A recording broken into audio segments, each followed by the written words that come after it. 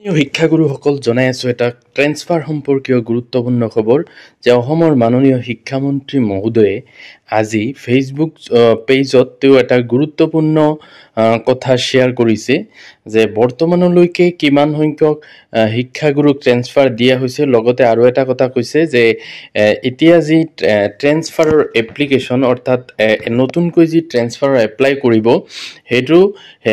HRMSত ছাৰসকলে অৰ্থাৎ শিক্ষাগুৰুসকলে এপ্লাই কৰিব নোৱাৰিব তো তেওঁ কি লিখিছে বলকচোন চাওঁ ফেচবুক পেজত তো এইটো চাব পৰিছে অসমৰ মাননীয় শিক্ষামন্ত্ৰী ৰণোজ পেগু মহোদয়ৰ ফেচবুক পেজত এনেকে লিখিছে যে online teacher transfer since 2022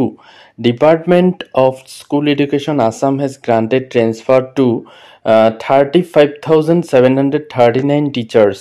10,549 single and 25,190 mutual transfers through the teacher transfer portal hrmsassam.in যে 2022 চনৰ পৰা আজিলৈকে hrmsassam.in এই পোৰ্টেল যোগে আসলতে 35,739 গৰাকী শিক্ষাগুৰুৰ ট্ৰেন্সফাৰ দিয়া হৈছে তাৰে 10,549 জনক সিঙ্গেল ট্ৰেন্সফাৰ আৰু 25,190 জনক মিউচুৱেল ট্ৰেন্সফাৰ দিয়া হৈছে লগতে তেওঁ কি জনালে চাওক the transfer process has been done in strict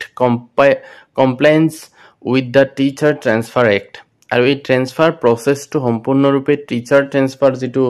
act আছে আইন আছে সেই অনুসৰি কৰা হৈছে লগতে তেওঁ এইটো বস্তু জনাইছে যে a set of eligible transfer applications is kept on hold for want of replacement to maintain PTR আৰু কিছুমান ট্ৰেন্সফাৰ হোল্ড কৰি ৰখা হৈছে যাতে PTR টো মেইনটেইন কৰাৰ কাৰণে PTR ৰ কাৰণে বহুতো ট্ৰেন্সফাৰ দিব লগা অৱস্থাত আছিল কিন্তু দিব পৰা নাই PTR ৰ কাৰণে ধৰক PTR যদি ল থাকে যে যদি টিচাৰৰ সংখ্যা বেছি ছাত্ৰ ছাত্ৰীৰ সংখ্যা কম তেতিয়া হলে তাৰ পৰা বেলেগত দিব পৰা যায় কিন্তু PTR যদি হাই হয় অৰ্থাৎ ষ্টুডেন্টৰ এৰি যদি বেছি পিউপিলছ और সংখ্যাটো বেছি টিচাৰ কম তেতিয়া দিব পৰা না যায় fresh transfer applications will be received only through shikshasetu.assam.gov.in অৰ্থাৎ এতিয়াৰ পৰা নতুন যি ফ্ৰেশ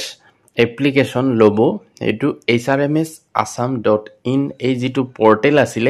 তাৰ পৰা নতুন ট্ৰান্সফাৰৰ এপ্লিকেশন গ্ৰহণ নকৰে এতিয়াৰ পৰা shikshasetu.assam.gov.in এই ওয়েবসাইটতে বা এই পোৰ্টেলটোতে এনেকুৱা অপচন ৰাখিব যে যিসকলে ট্ৰান্সফাৰ লব বিচাৰে তেওঁলোকে তাতে এপ্লাই কৰিব পাৰিব আগৰ যি hrmsassam.in যেটো বেলেগ এটা পোৰ্টেল আছিল হেইটো এতিয়াৰ পৰা নাথাকে তো এইখিনি আছিল গুৰুত্বপূৰ্ণ ইনফৰমেশন ট্ৰান্সফাৰ সম্পৰ্কীয় এটো চাব পাৰিছে তাতো এটো লিখিছে কিমান ট্ৰান্সফাৰ এতিয়ালৈকে দিয়া হৈছে তো চাব পাৰিছে তো যদি ভিডিওটো ভাল লাগে লাইক এটা কৰি দিব আৰু মোৰ চেনেলটো সাবস্ক্ৰাইব কৰি থব এনেকুৱা দৰকাৰী ইনফৰমেশনবোৰ আগলৈ পাই থাকিবলৈ থ্যাংক ইউ